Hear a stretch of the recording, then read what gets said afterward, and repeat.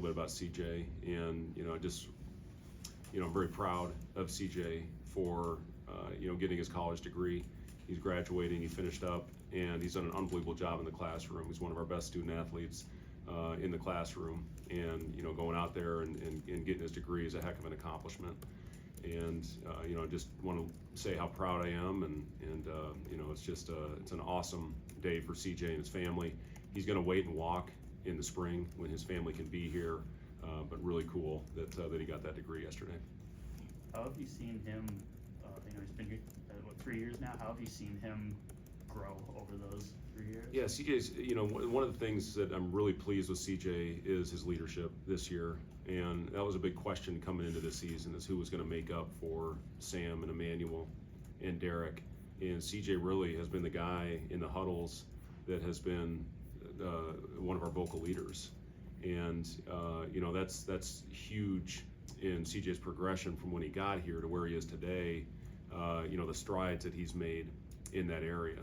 And, he's just an awesome kid. He, has really helped us win some games here. And, it's just a matter of time, I think, before, he has a game, he makes, 4, 5, 6 threes. He's just shooting it that well in practice. And it's just a matter of time before that happens. But as far as leadership and going out there and being vocal day in and day out, he's been as consistent as anybody in that area. How much has he played into the task of role acceptance and with playing all these different guys, different lines and whatnot? Just with him really not seeming to care whether he comes off the bench or starts and just maximizing his opportunities. Has he kind of set the tone for guys embracing that? Yeah, he's played a lot of different roles since he's been here, and I think we've got 8 guys that are averaging over 18 minutes, and CJ is one of those. And whatever role, I look at the Wisconsin game last year where he had a good first half and he didn't play in the second half just based on the flow of the game, and he was the guy over there leading the cheer and jumping off the bench, running out and meeting the guys. He was great in the locker room, and he's done that exact same thing this year. It doesn't matter if he played, I think, 13 or 14 minutes in a game in Sioux Falls or 24 or 25. He's been the same guy this year in the locker room, and that's huge when you have older veteran guys, especially that have been a part of this program as long as CJ has. It really does help set the tone. What have you seen just from the team this week? I know the last time you had that full week, it didn't quite go as you wanted, but anything different?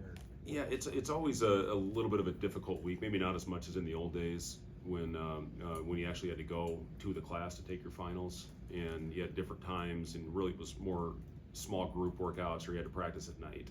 And you still have guys that have to finish strong, so it is a little bit of a stressful time of year. But I give our guys a lot of credit from last year, setting an all-time high in the spring with their GPA, and they're taking care of business again. This is the least amount of calls and text messages I've gotten from our academic advisor, from Dennis LeBlanc, who, believe me, he'll wear you out if your guys aren't doing what they're supposed to. He's been here for 40 years, and he does an unbelievable job of holding those guys accountable. And I don't know if I've gotten more than 2 or 3 text messages from him this year about our guys. So they've done a phenomenal job getting ready. But it's been a good week. It's something where we only took 1 day. We didn't have to take 2 days off this week. So we've been able to work and address some of the things that we still need to get better at. Obviously, we need to handle the road environment better. We did not do a very good job in the second half when the adversity hit us in Minnesota, and just spiraled in the wrong direction. And just try to work on as many of those situations as you can. I played in this arena back in the old days, and it's a great venue with great fans, and it's going to be a great test for us. These guys are coming off, I think, their best performance of the season, winning by 15 at LSU, and it's a confident group that's got several guys back from that great season they had a year ago that made the Elite Eight. So, just looking forward to, having the opportunity and hopefully handle it better than we did in our first true road environment. How is Josiah? Josiah's good. He's back practicing. He was did most non-contact yesterday, but he got back into contact drills today. We'll see how he responds in the morning, but hopefully we'll have Joe without any restriction on Sunday. With that being said, have you made any final decisions on the starting lineup with Juwan and Josiah? Not yet. We got another couple days to figure that part out.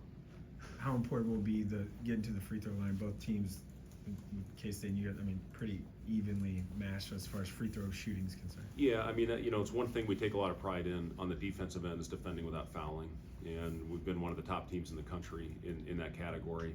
And for us, it's important, especially when you're going through droughts, to find a way to get to the line and then knock your free throws down. And it's on the road.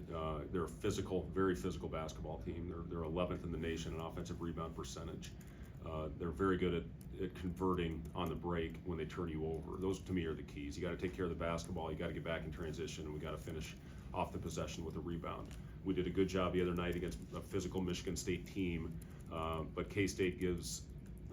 They've got more length and athleticism than anybody we've played this year. With Kaluma, starting at the 3 at 6'8". We haven't seen a 3-man with that amount of size yet. And then obviously their bigs have great size and athleticism. So get back in transition, have to take care of the ball, duplicate what we did the other night in the second half. We had 2 of them against Michigan State as opposed to 12 the game before in the second half against Minnesota, and that's going to be a huge key. CJ mentioned that he noticed a bit of a difference just in the focus and intensity this week compared to the last week off you guys had against Creighton. Have you felt the same way, that the approach has been a little different? It's been there.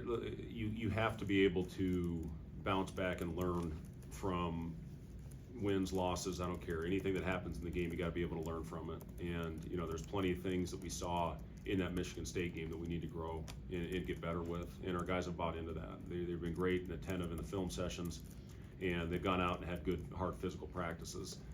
The first earlier in the week, we did a lot of skill work, and we went back to some basics, just to make sure that that we're on point with those. And then the last couple days, we've gotten it after it pretty good. It's all about carrying that over to the game again in a environment that's going to be as hostile as any that we play in all year. We just have to do a job of going out and playing with poise. I loved our poise late in the game against Michigan State, but we had our crowd behind us. We're 15, we're all we got, and we got to go out there and everybody pull together and be on the same page regardless of what's going on the floor. What have you seen from Jamarcus just in how he studies that point guard position, and how is he on schedule with what you kind of thought it would be for him this year? Yeah, I mean, he had a 3 or 4 game stretch where he didn't have a turnover, and then Minnesota, obviously he had some struggles in that area. But the one thing about Jamarcus is he watches more film than anybody. We get a report every week on how much film our guys are watching on their own, and Jamarcus is always at the top of the list, studying how he can get better.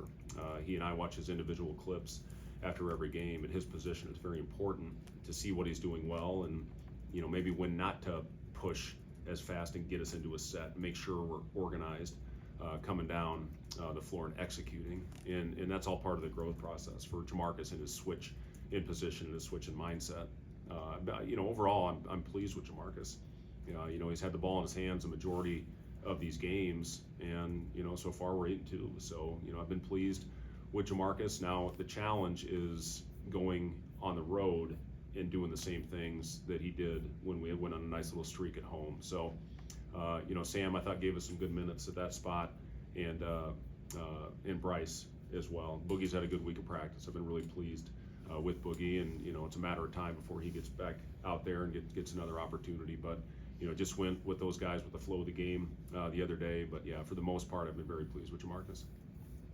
Anything else, Coach? All right, thanks guys.